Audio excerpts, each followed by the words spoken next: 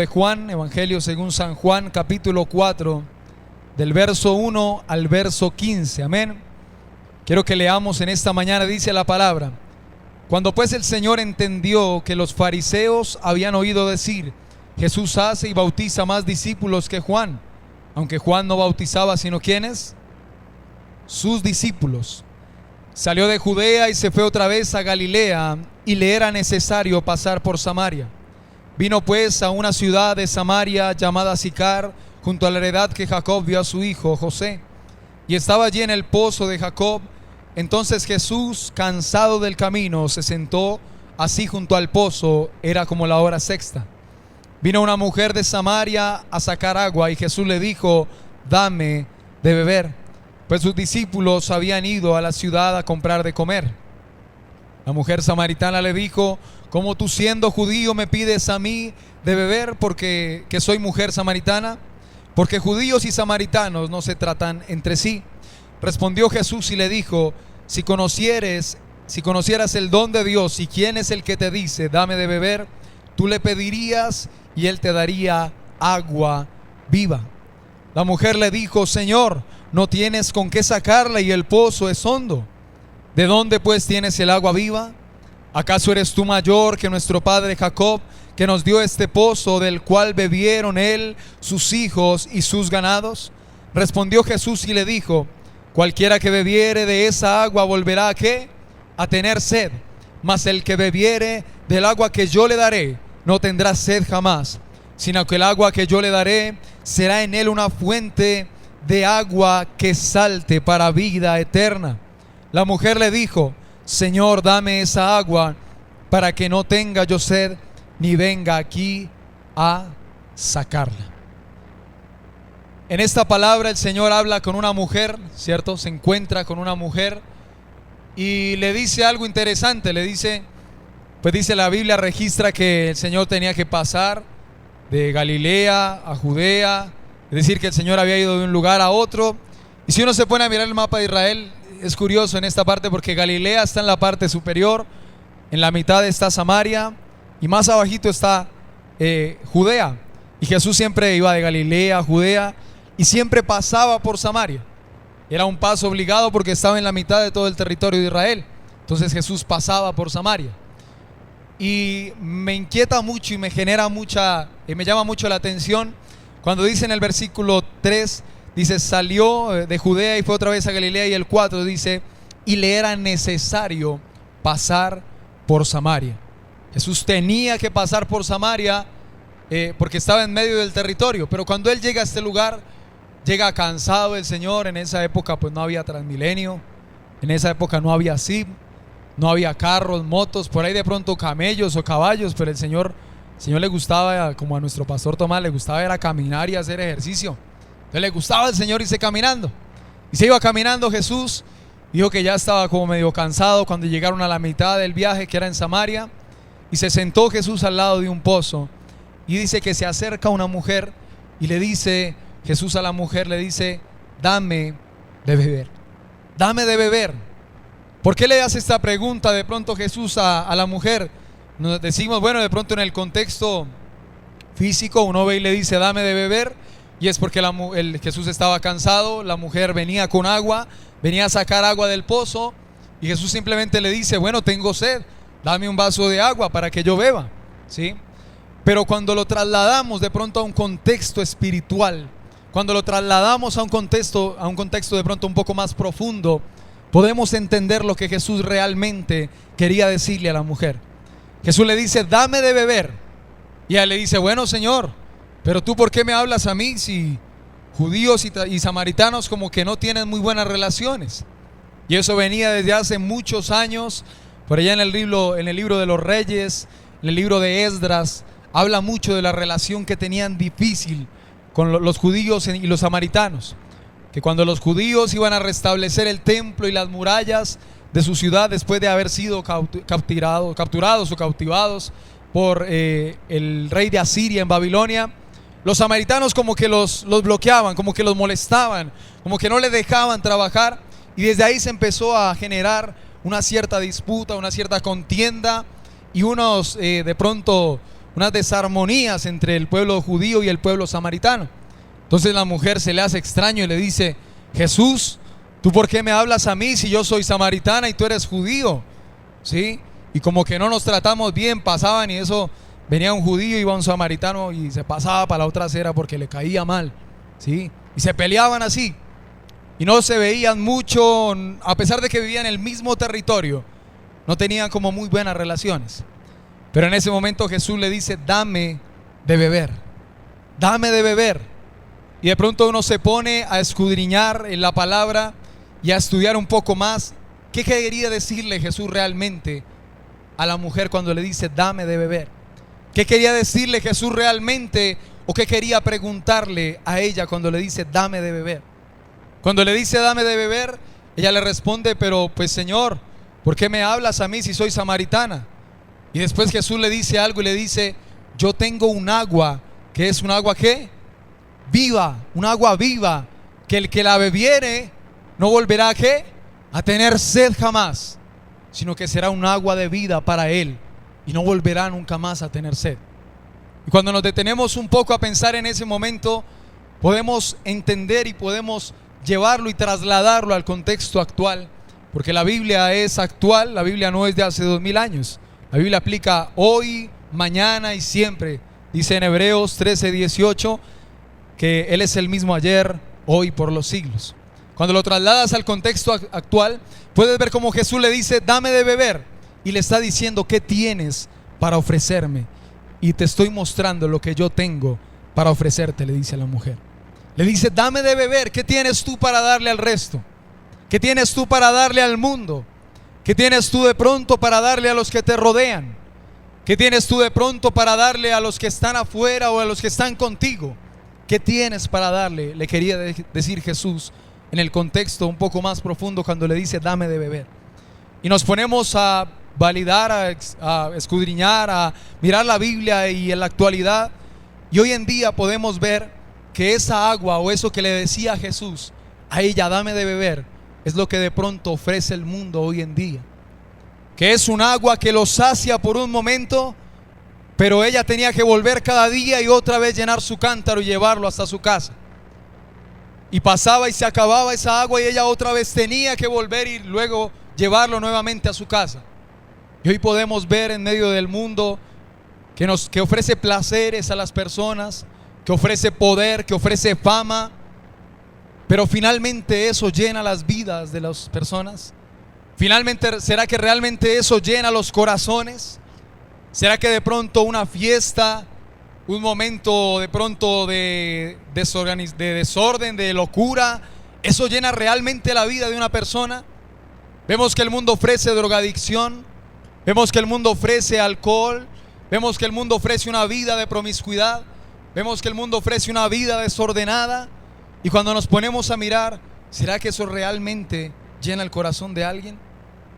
Cuando en este caso nos ponemos a ver de pronto la típica historia de la persona que sale de sus problemas, de la lucha de su casa, de la contienda, de las peleas, y tal vez se refugia en la fiesta, se refugia tal vez en la drogadicción, se refugia tal vez en el alcohol, porque ahí encuentra como un escape a su vida y a su realidad, a lo que está viviendo en el momento. Y tal vez va a la fiesta un sábado en la noche, pasa una fiesta, se olvidó de sus problemas, de su realidad, pero al otro día tiene que volver a su casa. Tal vez ese momento fue placentero para él, tal vez en ese momento se sentía en el mejor momento de su vida, pero cuando vuelve a su casa tiene que enfrentar nuevamente su realidad. Tiene que enfrentar nuevamente que su familia se está destruyendo. Tiene que enfrentar nuevamente que su familia se está desbaratando, que tal vez su papá y su mamá están a punto de divorciarse, que tal vez su familia está a punto de caer en un estado de depresión, que tal vez la enfermedad que tiene le está llevando a la tristeza, a la aflicción, y es cuando tienen que volver a refugiarse en eso que no los llena, en eso que no llena sus vidas y que no sacia sus corazones.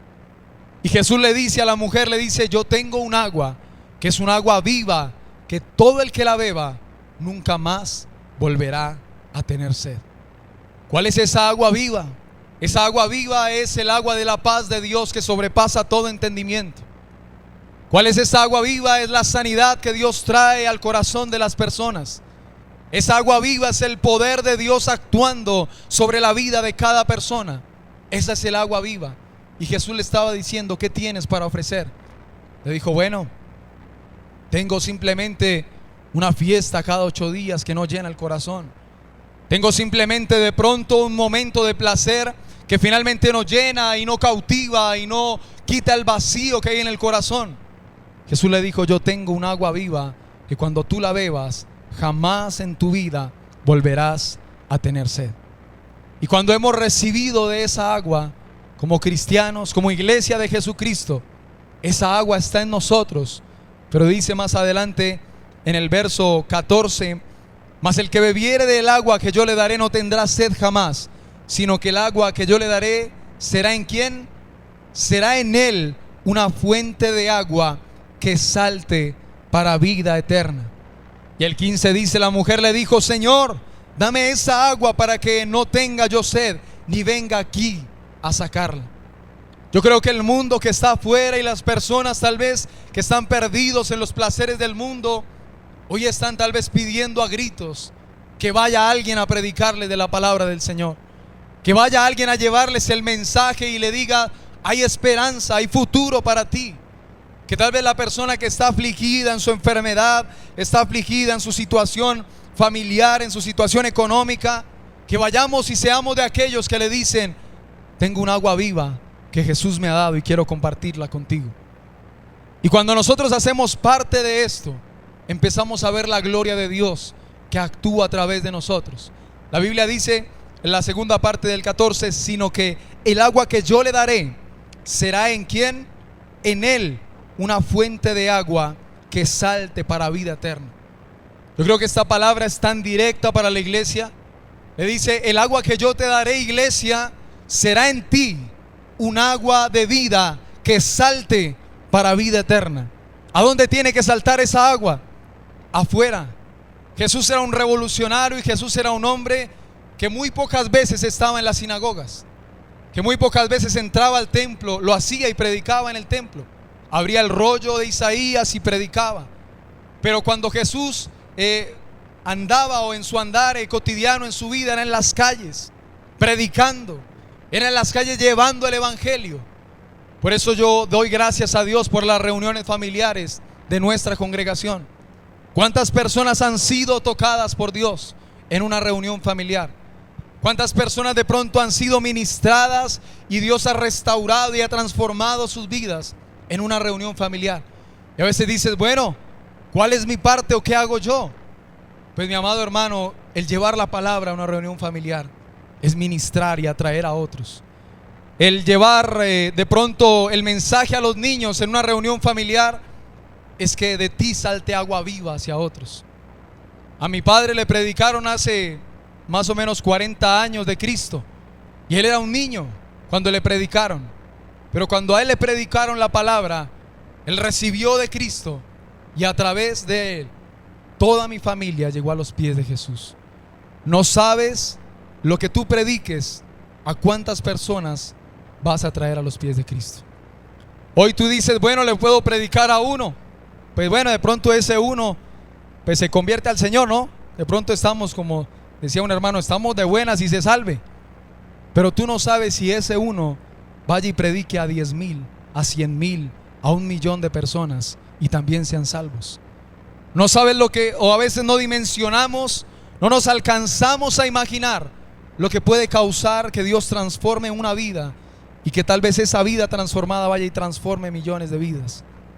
A veces vemos los profetas, los evangelistas, los pastores que predican por todo el mundo. ¿Y a cuántas personas les predican? No lo sabemos, pero es muchísima gente. Gente que se conecta por internet, gente que va a sus campañas, miles de personas que se llenan los estadios, que se llenan las plazas, que se llenan los parques con esas personas que están predicando a Dios. Y no sé si alguna vez nos hemos puesto a pensar: ¿quién le predicó a ese pastor? ¿Quién le predicó a ese evangelista? ¿Quién le predicó a ese apóstol? quién le predicó a la familia de ese siervo de Dios. Y no alcanzamos a imaginar que de pronto esa persona que dijo, bueno, pues le prediqué a uno, le prediqué a una familia, pero ese uno o esa familia está impactando todo el mundo. Y nuestro trabajo y nuestra labor y nuestro privilegio como hijos de Dios es que vayamos, impactemos el mundo y que cumplamos el sueño de Dios. Le he puesto por título a esta enseñanza: cumpliendo el sueño de Dios. ¿Cómo cumples el sueño de Dios? ¿El sueño de Dios cuál es? El sueño de Dios es que todos le conozcan, que todos le amen, que todos puedan conocer y reconocer que Él es el único Dios, que Él es todopoderoso y que Él quiere bendecirlos. Que se quiten el paradigma de la mente de que Dios es un Dios malo, de que Dios es un Dios destructor, de que Dios es un Dios de pronto que está ahí con el rejo a toda hora, sino que Dios es un Dios de amor. Que conquistemos el mundo para Cristo y así cumplamos el propósito y el sueño del corazón de Dios. Tú y yo somos de aquellos que podemos hoy cumplir el sueño del corazón de Dios. Pronto que Dios diga y se agrade y diga: wow, esos de Patio Bonito están cumpliendo el sueño de mi corazón en Bogotá, están cumpliendo el sueño de mi corazón en Colombia, en Cundinamarca, están cumpliendo el sueño de mi corazón en su barrio, en su cuadra, en su casa. Y ahí es cuando cumplimos el sueño de Dios y todas las personas que nos rodean son tocadas por Dios. Que lo que Dios nos ha dado es agua viva, empieza a saltar para vida eterna, no se queda dentro de nosotros, ahí como reposada, como emposada, como que no sirve para nada, sino que recibimos y esa agua de vida se activa y va y salta para vida eterna y toca a otros, y esos van a adorar y a doblar sus rodillas delante de Dios. Cuando escudriñamos esta palabra, nos encontramos también que Jesús le dice que cualquiera que bebiere de esa agua no tendrá sed jamás.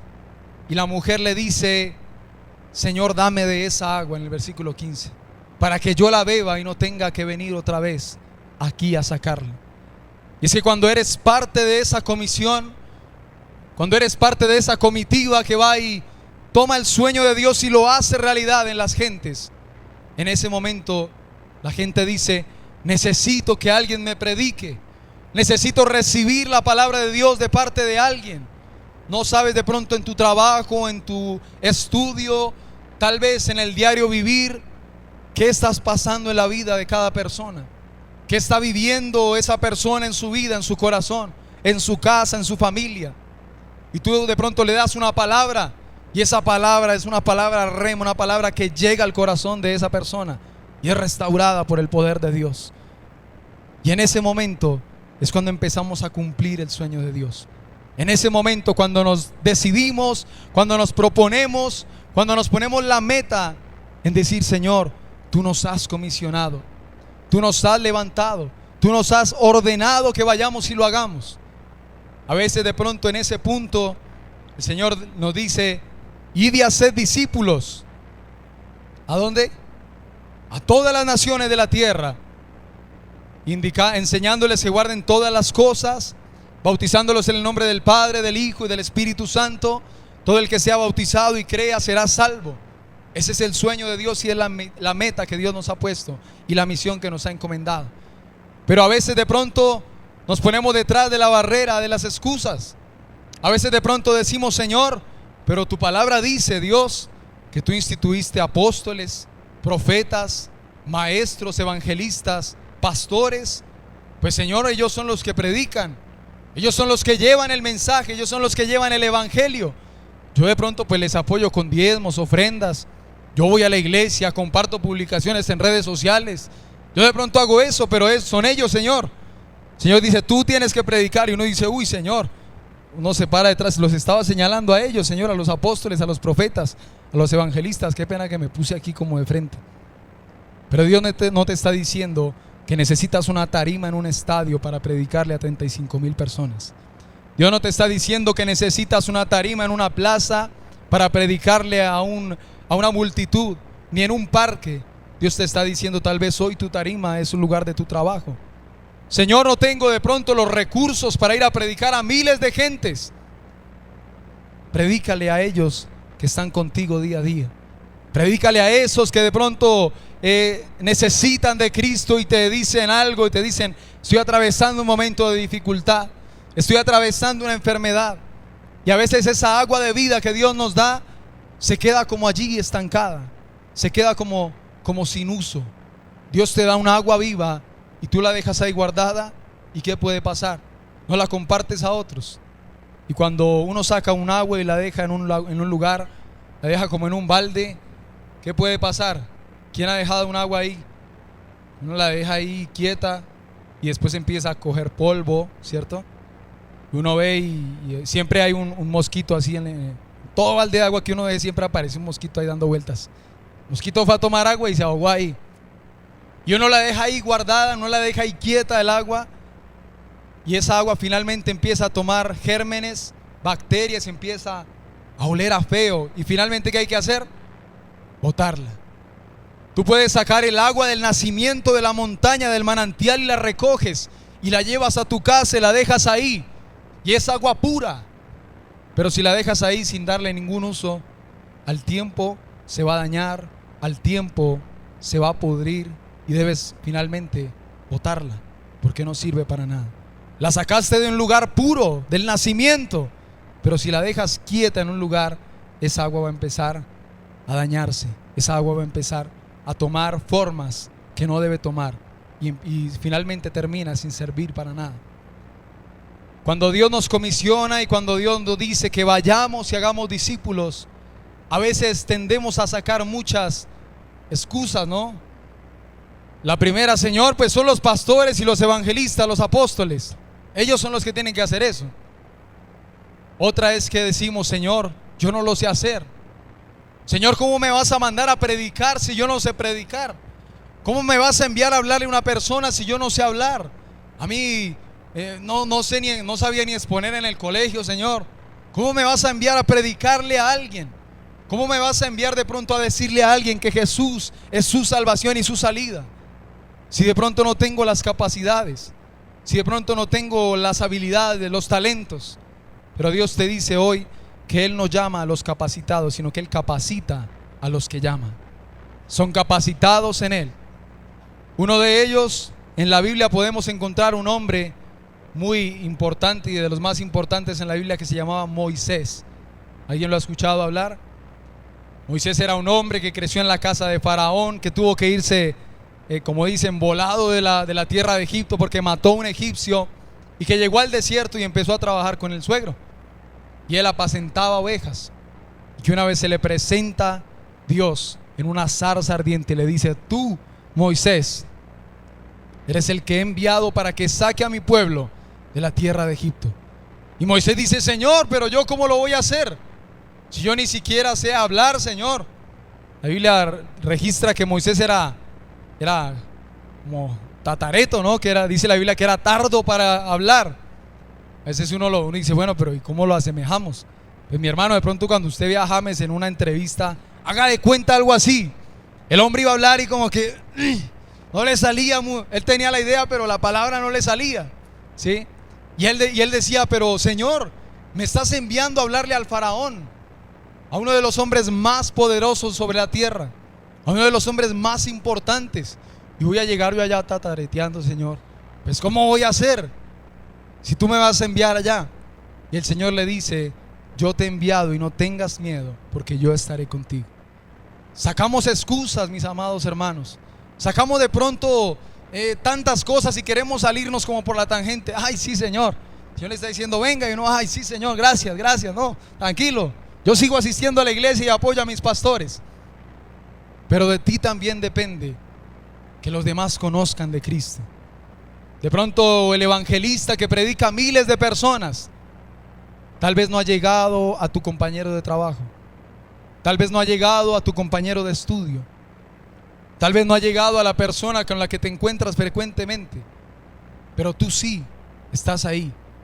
Y el Señor te ha ungido, el Señor te ha comisionado y el Señor te ha enviado a que lleves su palabra, a que prediques, a que le digas a otros que Jesús es su salvación y es todopoderoso para limpiarlos, para salvarlos, para sanarlos. Y nosotros somos los que debemos hacerlo.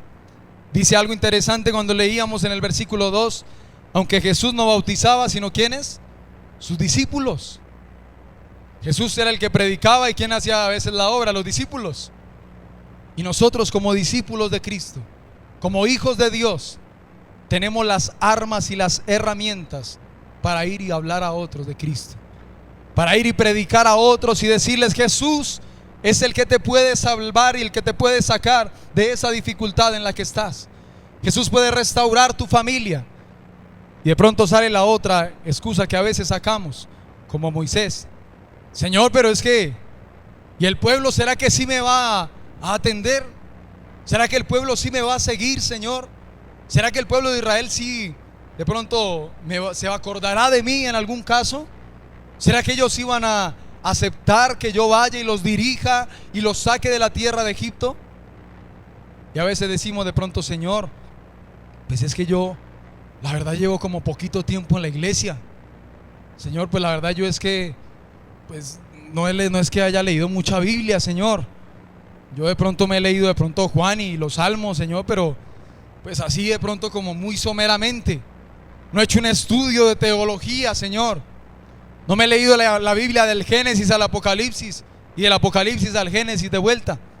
Señor, ¿cómo voy a ir a predicarle a ellos si no tengo un estudio de teología y de pronto no he experimentado muchas cosas contigo, Señor? Pero Dios te está diciendo: así lleves poco tiempo, así lleves mucho tiempo, muchos años, Dios te está diciendo: yo he revelado mi gloria a ti. Y todos aquí estoy seguro que hemos podido ver la mano de Dios en algo en nuestras vidas. ¿Cómo predico, Señor? ¿Cómo le digo a otros que tú eres real? Con tu testimonio, con lo que Dios ha hecho en tu vida. No tienes que ser un teólogo para hablarle a otros de lo que Dios hace en las vidas de las personas. No tienes que ser un evangelista y no tienes que estar constituido como un pastor, como un profeta, como un apóstol para decirle a otros que Jesús puede cambiar sus vidas como la hizo contigo. No tienes que ser de pronto comisionado con un título para ir a llevar la palabra de Dios, sino que Dios te está diciendo hoy: yo necesito hombres y mujeres que tomen su decisión por mí y por predicar la palabra. Moisés, dale ese fuerte aplauso al Rey.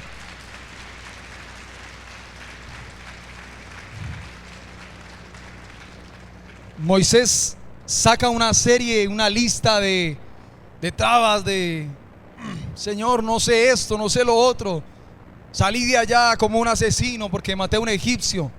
¿Cómo voy a volver a Egipto a hablarle al faraón? ¿Será que el pueblo sí me sigue? Y seguía y seguía y seguía Moisés, hasta que el Señor, en un momento, cuando, si quieren escudriñarlo y leerlo en su casa, en el capítulo 3, cuando el Señor llama a Moisés, en un momento el Señor se pone como de mal genio y dice: pero este bendito, hermano, le estoy diciendo que vaya, usted obedezca. Señor, pero es que esto. Pues el Señor: no, pero mire qué tal. Señor, pero es que lo otro. No, mire qué tal cosa. Señor, pero ya sé que el Señor, ahí sí, como dice, se le saltó el bloque y dijo: hermano, vaya que lo estoy mandando. Usted tranquilo que yo lo voy a respaldar. Pero en un momento Moisés dijo: Señor, voy a tomar mi decisión por seguirte. Voy a tomar mi decisión. De pronto no tengo las capacidades, Señor. No tengo las habilidades. Pero el Señor puso a Aarón para que hablara por Moisés. Entonces a Aarón era el que le tocaba sentarse allá en la casa a ver qué era lo que quería decir. Hay unas 3 horas escribiendo un discurso. Y él era el que iba y le decía a Faraón, porque Moisés no podía hablar, ¿sí? Pero el momento que Moisés tomó la decisión de seguir la voz de Dios, de seguir el mandato de Dios, de tomar en ese momento el mandato de Dios y hacerlo real y sacar al pueblo de Israel de la tierra de Egipto, fue cuando Moisés empezó a ver la gloria de Dios y fue nombrado en la Biblia. De pronto hubiera sido otro hombre si Moisés hubiera dicho: no, Señor, yo no quiero ir por allá. El Señor dijo: bueno, pues entonces me voy a buscar a otro que quiera hacerlo. Y buscó a otro, y seguramente Moisés no aparecería hasta el día de hoy registrado en la Biblia.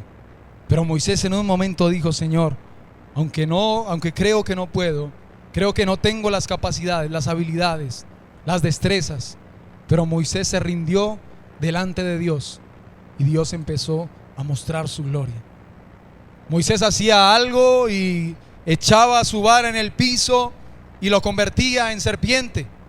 Y los hechiceros dijeron: pues nosotros también podemos. Y echaron su vara en el piso y las convirtieron en serpientes. Y la serpiente de Moisés se comió a las serpientes de los hechiceros. Dice: uy. Y Moisés decía: uy, esto está violento. Y Moisés daba una orden y pasaba algo. Cuando estaban saliendo de la tierra de Egipto, iban caminando hacia el mar y detrás venía el ejército de Faraón. Y Moisés dijo: Señor, ¿y aquí qué? ¿Qué hacemos ahora?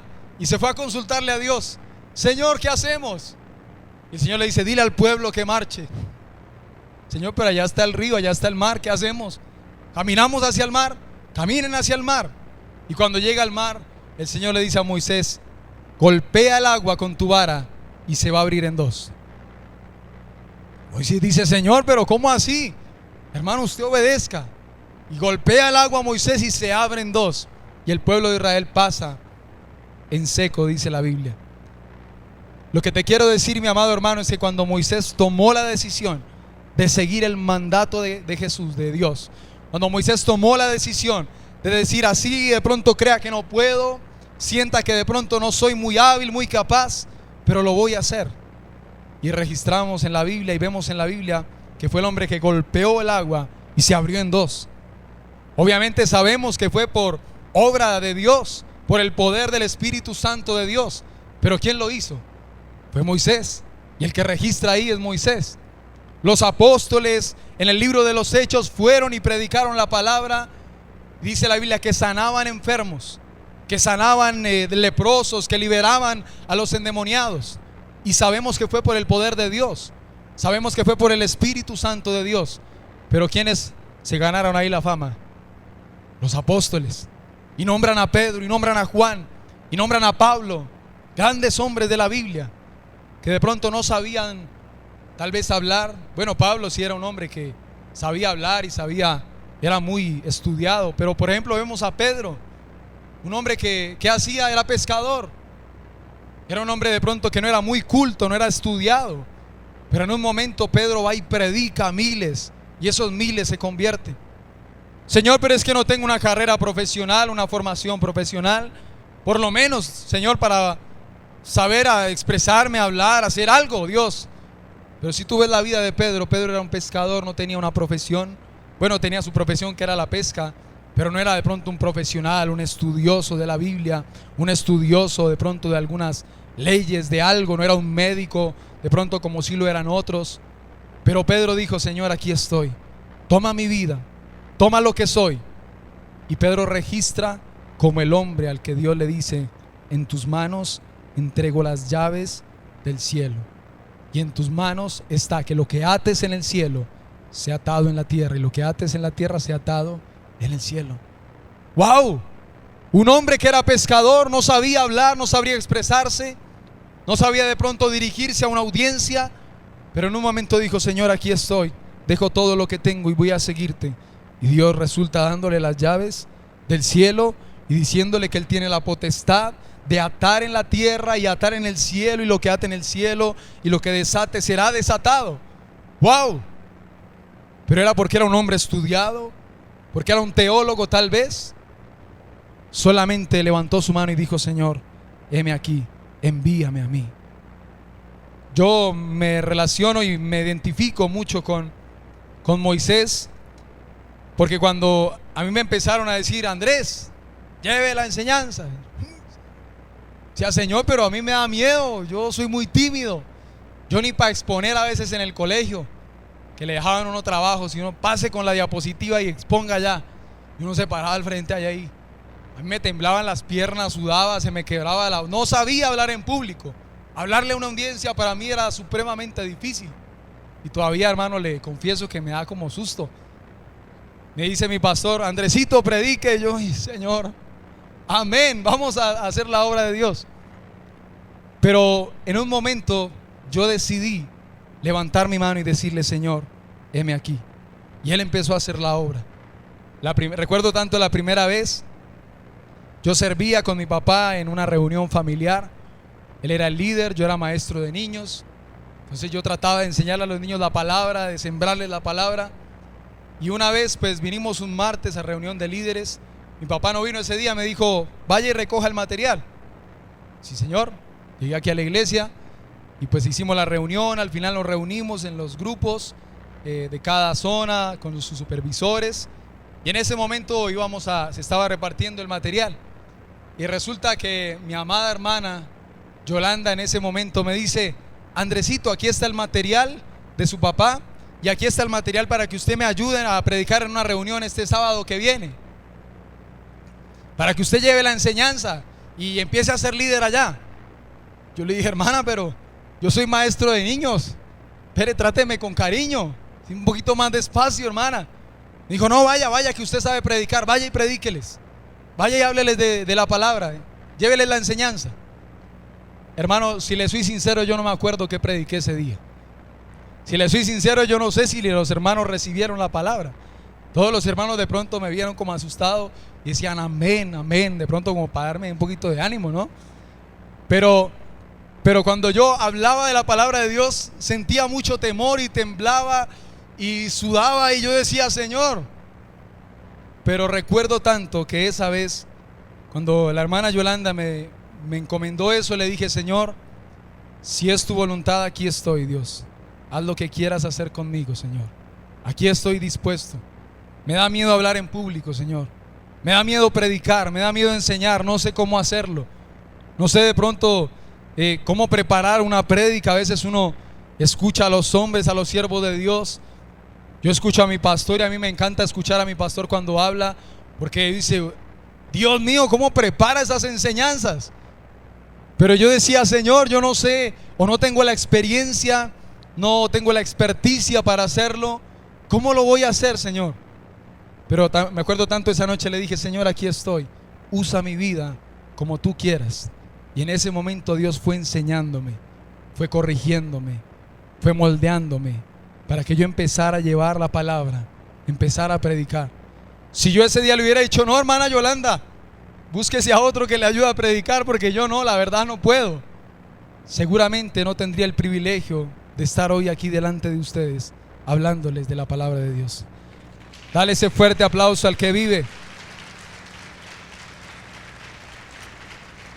Lo que quiero decirte, mi amado hermano, es que cuando logras rendir tu vida y decirle, Señor, aquí estoy, a pesar de que digan o a pesar de que sienta que no soy capaz, de que sienta que no puedo hacerlo, Señor, aquí estoy.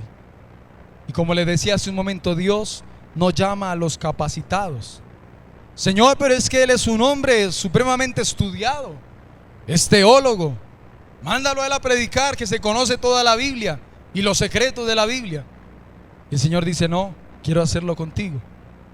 ¿Por qué conmigo, Señor? Porque quiero hacerlo contigo, ya está, no hay más. Yo quiero que me acompañes un momento al libro de Juan, ahí más adelante, capítulo 15, versículo 16, y donde estamos en el Evangelio según San Juan, capítulo 15, verso 16.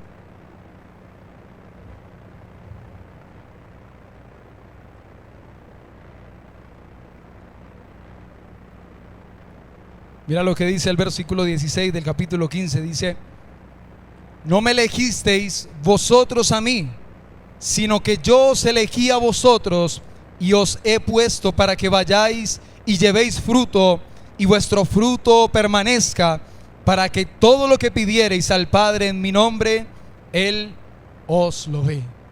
¿Por qué no los escoges a ellos, Señor? El Señor dijo, porque ellos no fueron los que me escogieron a mí, sino que yo fui el que los escogí a ellos. Yo fui el que te escogí a ti. Y si Dios te ha dado algo y tienes en tu vida, en tu corazón, algo para dar a los demás, es tiempo y es momento de que no sigas dejando eso guardado ahí en tu vida. A veces nos acomodamos, decimos, bueno, pues yo voy los domingos a la iglesia, cantamos las alabanzas, adoramos a Dios, recibo la palabra de Dios y amén. ¿Y qué haces con esa palabra?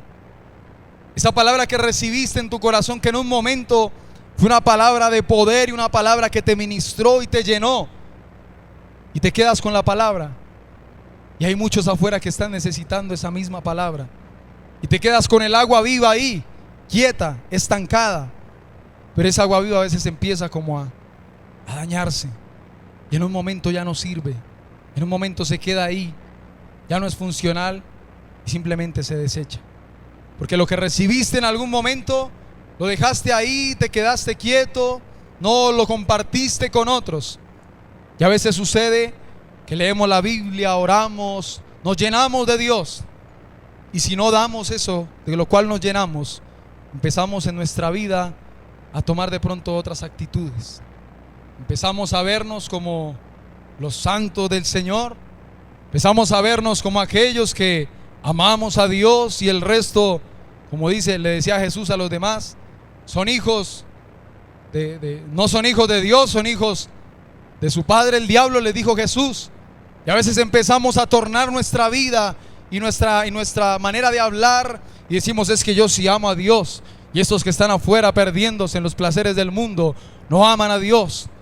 Pues yo te voy a decir algo: Jesús ama a ellos, los ama a ellos así como te ama a ti. Jesús quiere que ellos también conozcan la palabra. Jesús quiere que también ellos reciban lo que tú has recibido. No seamos egoístas, mi amado hermano, porque recibimos y disfrutamos de las bendiciones de Dios, pero nos quedamos solo nosotros disfrutando de ellas. Recibimos en un momento la palabra de Dios y la guardamos y dijimos: uy, tan chévere, qué rico servirle al Señor, qué rico vivir la vida con Cristo.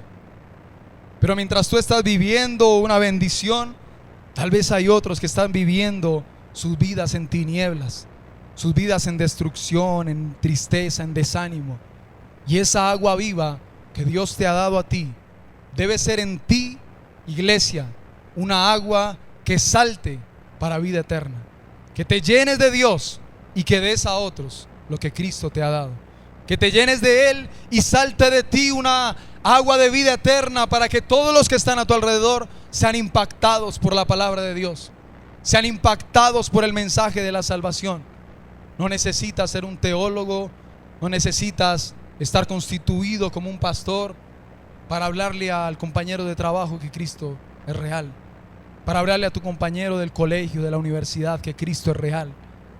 No necesitas estar constituido como un evangelista para salir por la calle y predicarle a Cristo, predicarle a los demás que Él es real.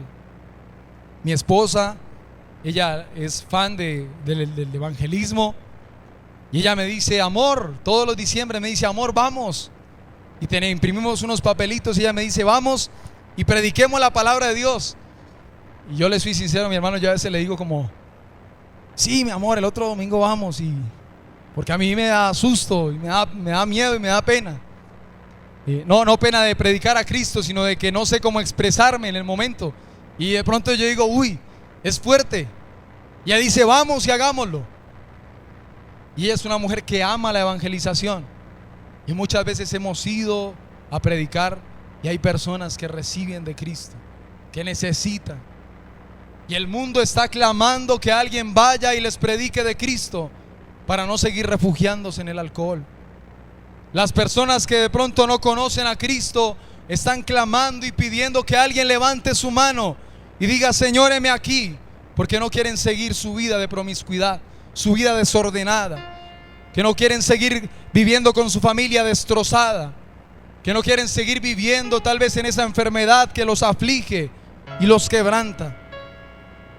Jesús siempre que veía una multitud, me encanta esa palabra donde Jesús dice que tuvo compasión de ellos y que los vio como ovejas sin pastor.